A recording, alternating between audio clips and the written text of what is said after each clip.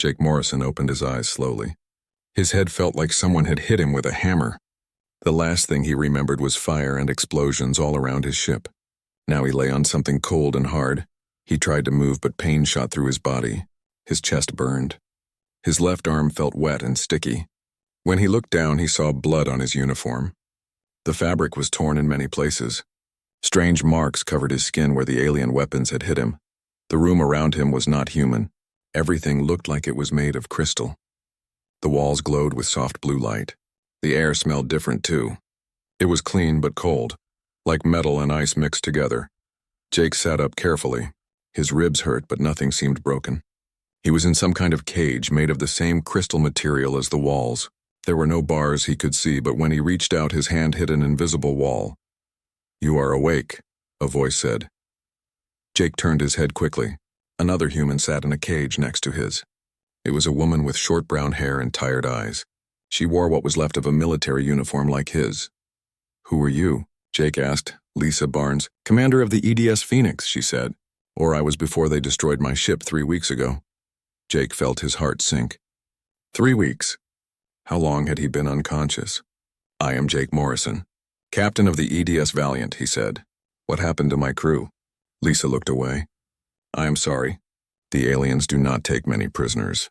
They only kept you because you were still alive when they found you." Jake closed his eyes. His crew was gone.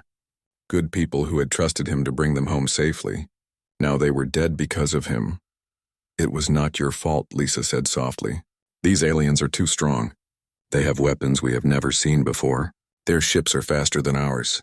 We never had a chance." "What do they want with us?" Jake asked. "I do not know. They keep us here, but they do not ask questions. Sometimes they just watch us.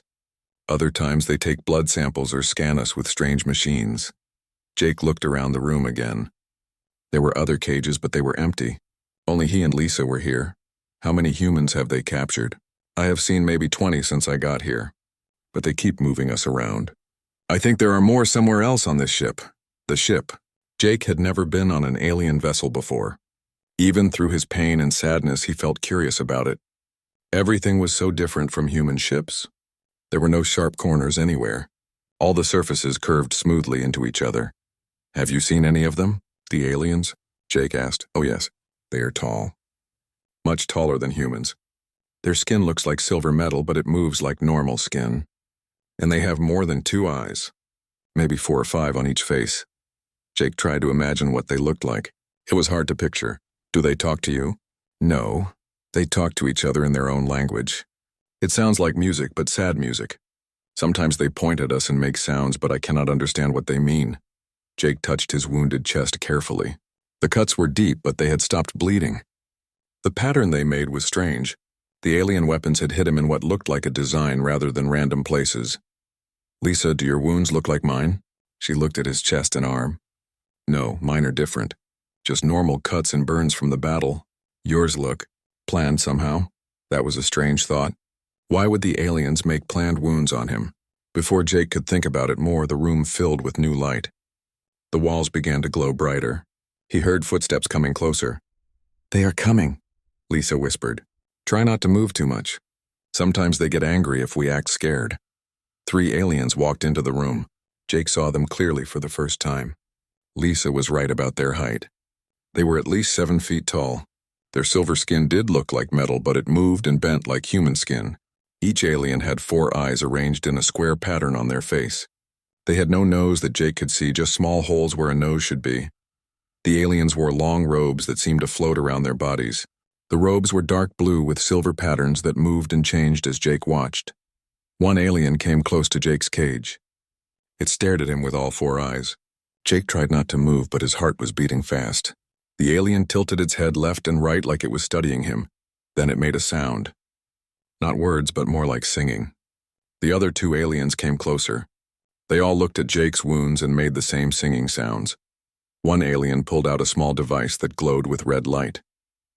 It pointed the device at Jake's chest and arm. The device made soft beeping sounds as it moved over his wounds.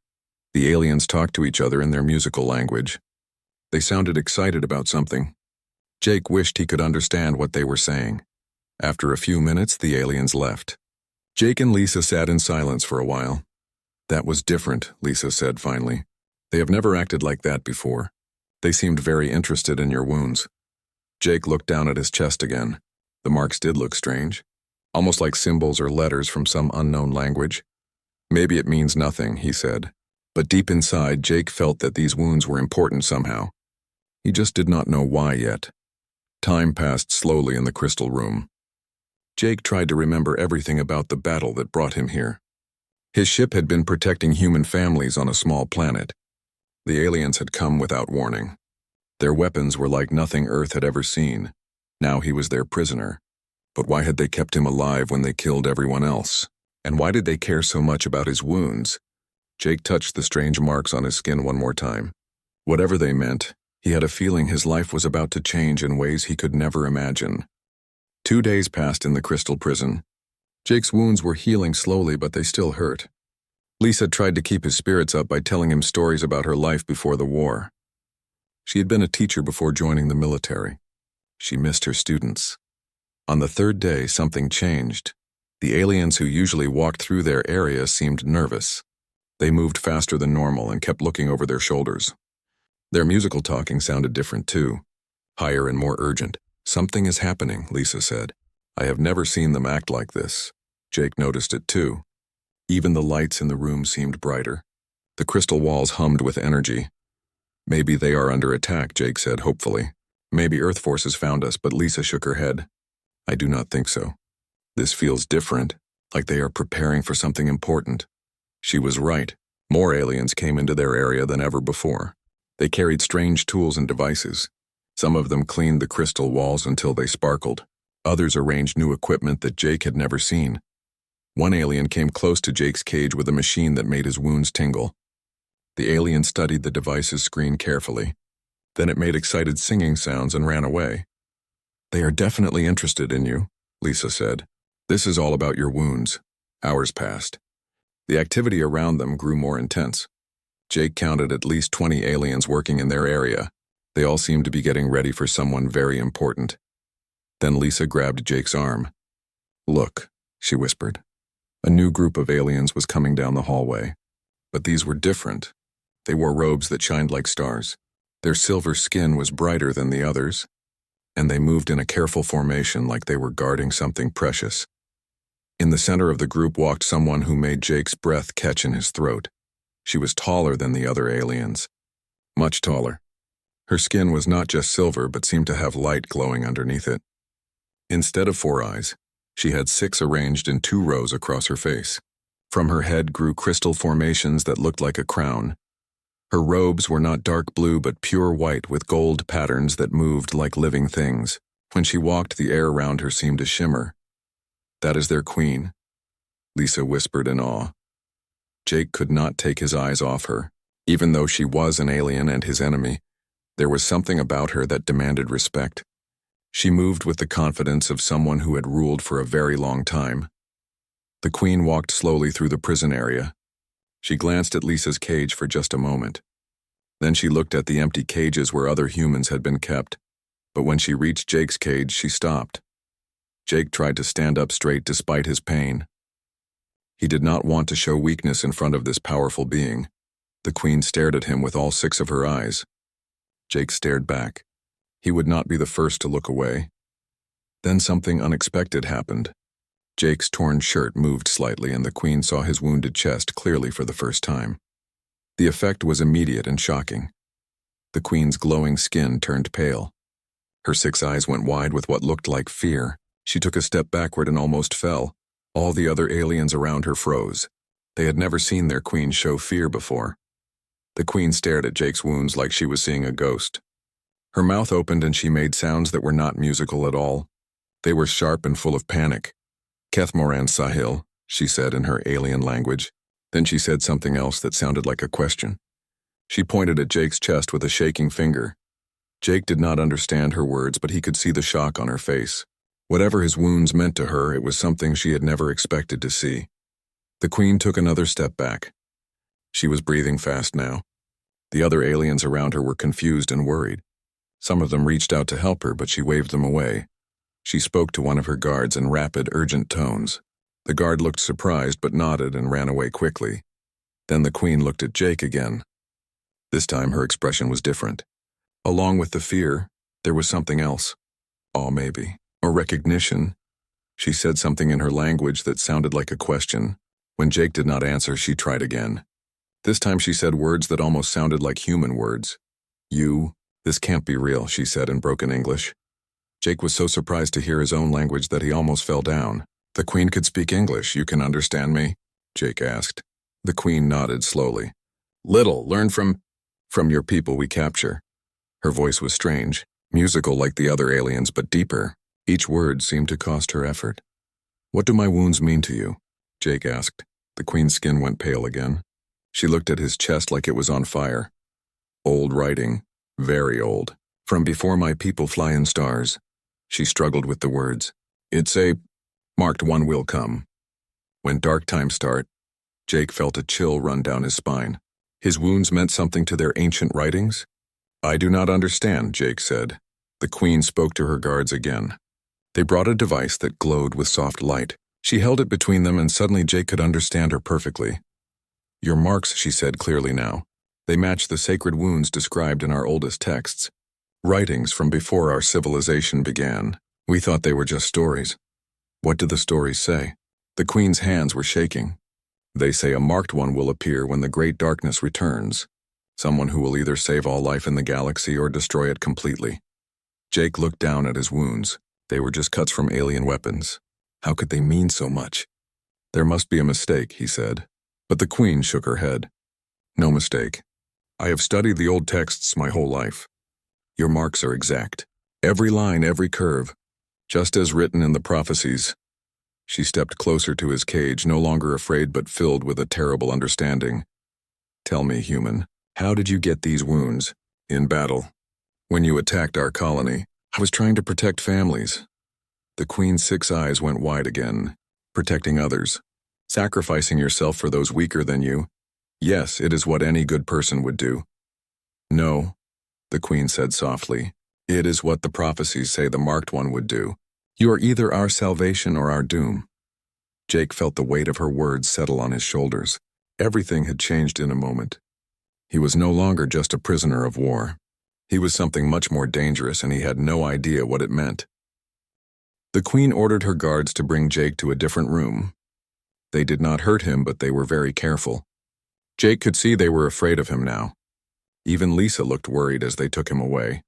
The new room was larger and more beautiful than the prison. The crystal walls showed pictures that moved like videos. Jake saw stars and planets and things he did not recognize. In the center of the room was a table that seemed to be made of light. The Queen sat across from him.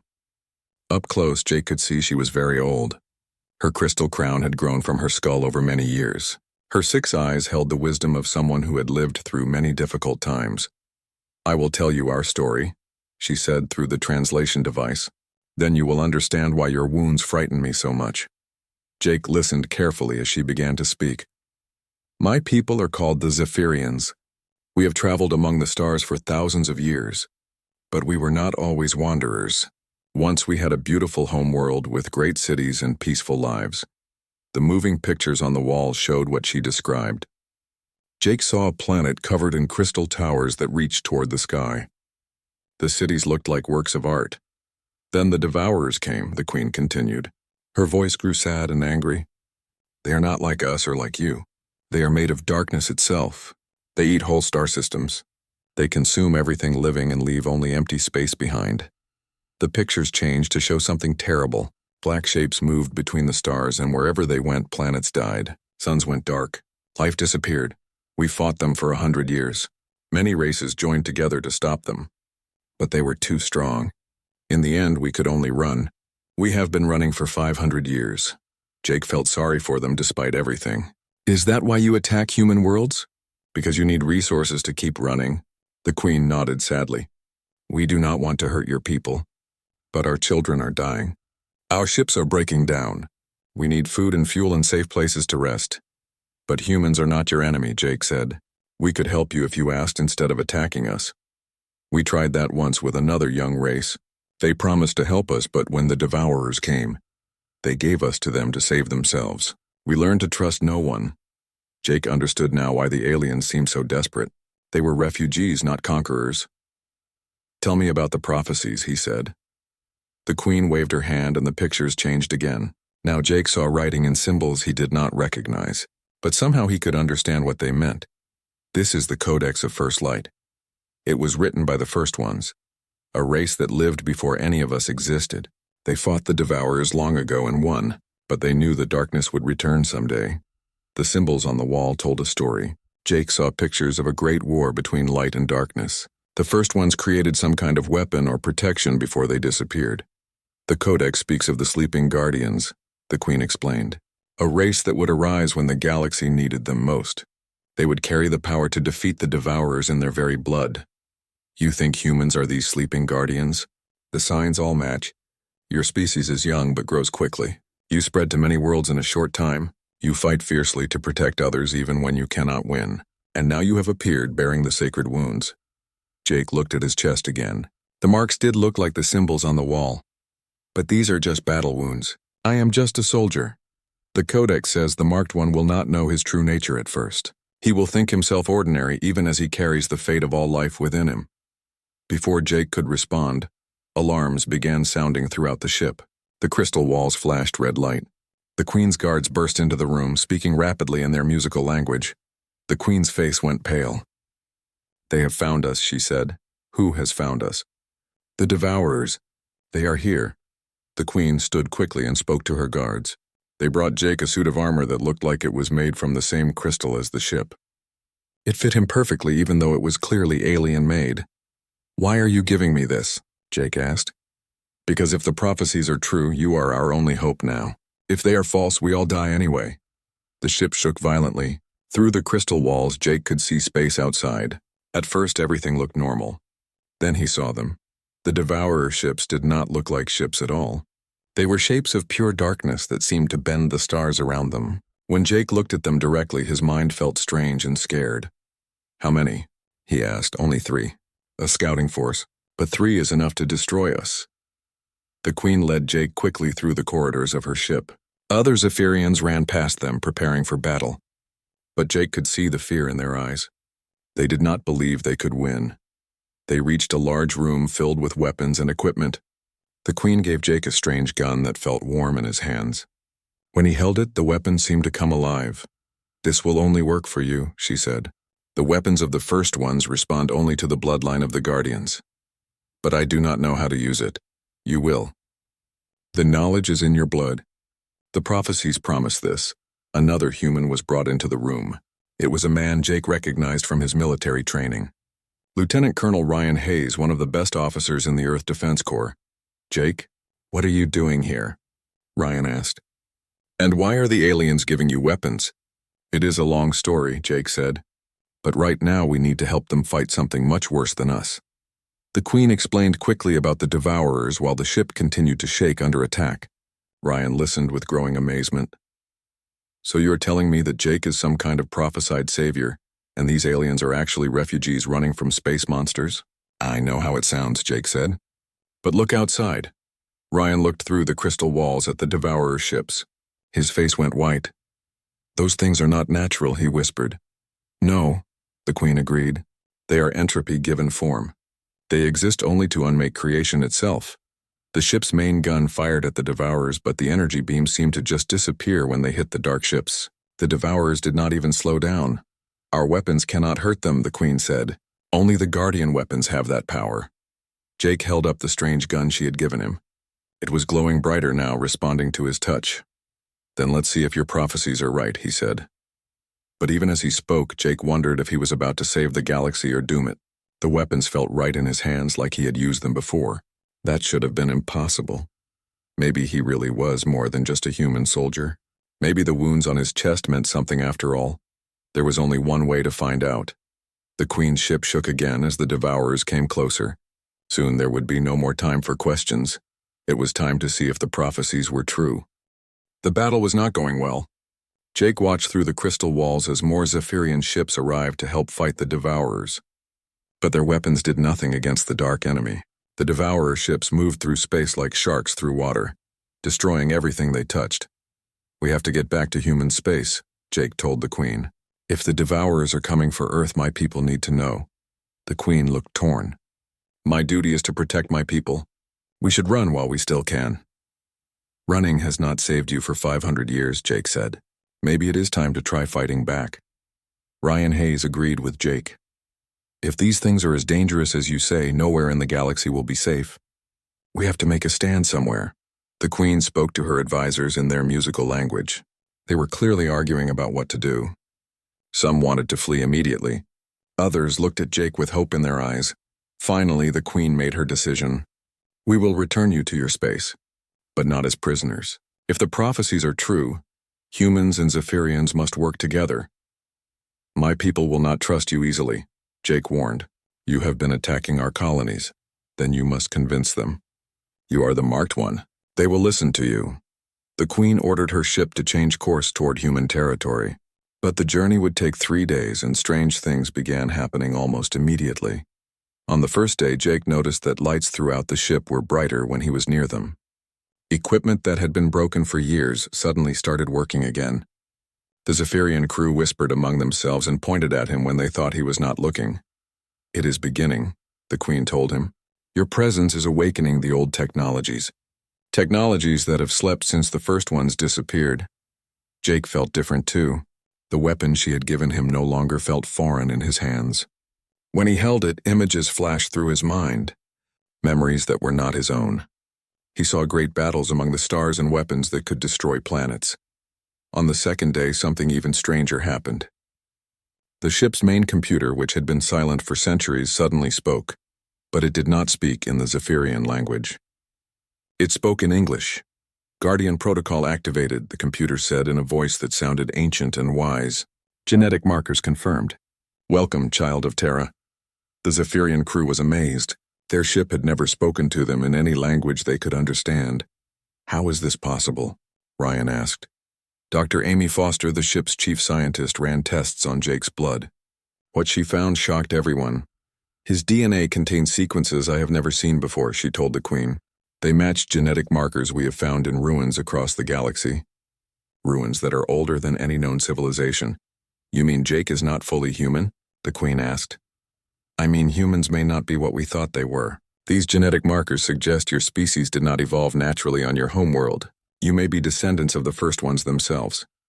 The news hit Jake like a physical blow.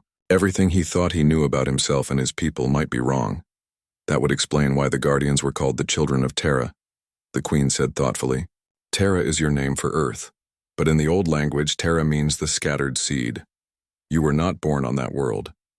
You were planted there. Planted by who? Jake asked. By your own ancestors. The first ones knew the Devourers would return. They scattered their children across the galaxy and hid them until they were needed. On the third day, they reached the edge of human space. But what they found there filled everyone with terror. A massive Devourer fleet was moving toward Earth. Not 3 ships like they had fought before, but hundreds. Maybe thousands. The darkness between the stars seemed alive with their presence. They know, the Queen whispered. They sense that the Guardian has awakened. They are coming to destroy your world before you can grow strong enough to stop them. Jake felt rage build inside him. The Devourers wanted to destroy Earth, his home, his people, everything he had ever cared about. The weapon in his hands began to glow white-hot. The ship around him responded to his anger. Systems coming online that had been dead for millennia. Contact the Earth Defense Corps, Jake ordered. Tell them Captain Morrison is alive and needs to speak to High Command immediately. It took an hour to establish communication with Earth. When Jake's face appeared on their screens, the human commanders could hardly believe it. Jake, we thought you were dead, Admiral Kate Wilson said. Where have you been? Learning about our real enemy, Jake replied. Admiral, we need every ship we have, and we need them now. Jake explained everything as quickly as he could, about the Devourers and the prophecies and the Zephyrians who were really refugees, not conquerors. Most of the human commanders thought he had lost his mind. But Admiral Wilson had known Jake for years. She trusted his judgment. Even if I believe you, Jake, our combined fleets are no match for what you are describing. We have maybe 200 ships. You say they have thousands. Numbers will not matter if we fight smart, Jake said. The Queen's people have been running from these things for 500 years. They know how the Devourers think. And you really believe this prophecy about you being some kind of chosen one? Jake looked at the glowing weapon in his hands and at the alien ship that was responding to his presence, like it recognized him. I'm starting to, he said. The combined human and Zephyrian fleets met at the edge of Earth's solar system. It was the first time the two species had worked together instead of fighting each other. But when the Devourer fleet arrived, everyone's courage nearly failed them. The enemy ships filled space like a black tide. They moved in perfect formation, blocking out the stars themselves.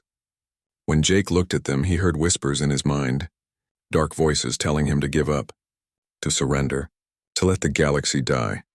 They attacked the mind as well as the body, the Queen warned. Do not listen to their voices. Jake gripped his weapon tighter and felt the ship's ancient systems respond to his will. Whatever he was, human or something more, he would not let these monsters destroy his home. All ships, he broadcast to the combined fleet. This is Captain Morrison. Today we stop running. Today we fight back. For Earth. For all the worlds they have destroyed. For everyone who cannot fight for themselves. The battle for the galaxy was about to begin.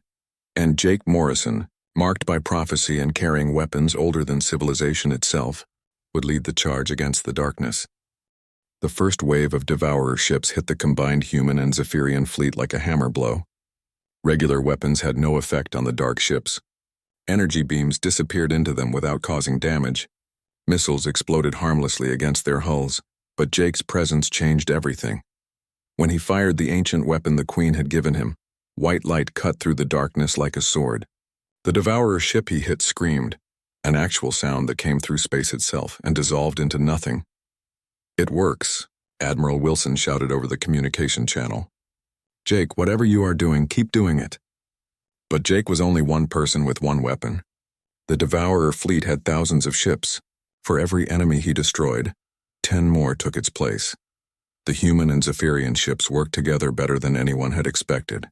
Human pilots were good at thinking quickly and changing tactics. Zephyrian technology was more advanced and their shields were stronger. Together they managed to slow the enemy advance. But they were still losing. We cannot win this way, the Queen told Jake as her ship shook under enemy fire. There are too many of them. Jake watched as 3 human destroyers were consumed by darkness. Good ships with good crews gone in seconds. His anger burned hotter. There has to be another way, he said. The prophecies said the marked one could defeat them. How? Dr. Amy Foster was monitoring Jake's vital signs during the battle. What she saw amazed her. Your genetic markers are becoming more active, she reported. The ancient DNA is responding to the stress of combat. Jake felt it too. Energy flowed through his body like electricity. The scars on his chest were glowing now, visible even through his armor. And something else was happening. He could sense the other humans in the fleet. Their thoughts, their fears, their determination. I can feel them, Jake said in wonder. All of our people. Like they are part of me. The Queen's eyes went wide. The joining. The prophecies speak of this. In the final battle, the Guardian will unite the minds of his people. How? You must let the connection grow. Do not fight it. Let it spread to every human in the fleet.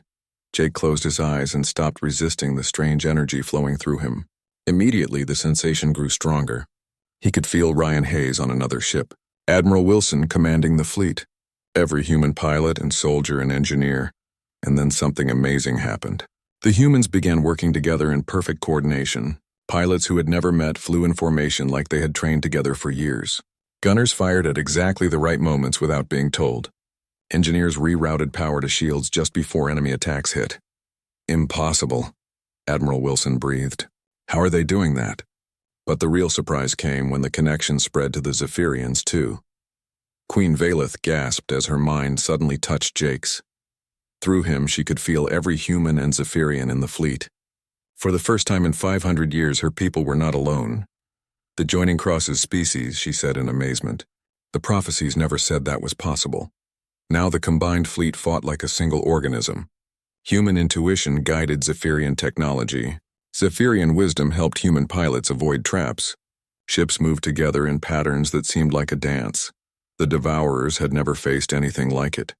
Their dark ships began to falter. The whispers in people's minds grew weaker. For creatures that fed on fear and despair, the sudden unity of their enemies was like poison.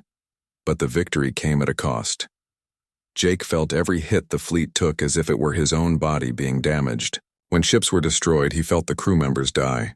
The pain was almost too much to bear. During a particularly fierce attack, a devourer ship managed to board the Queen's vessel.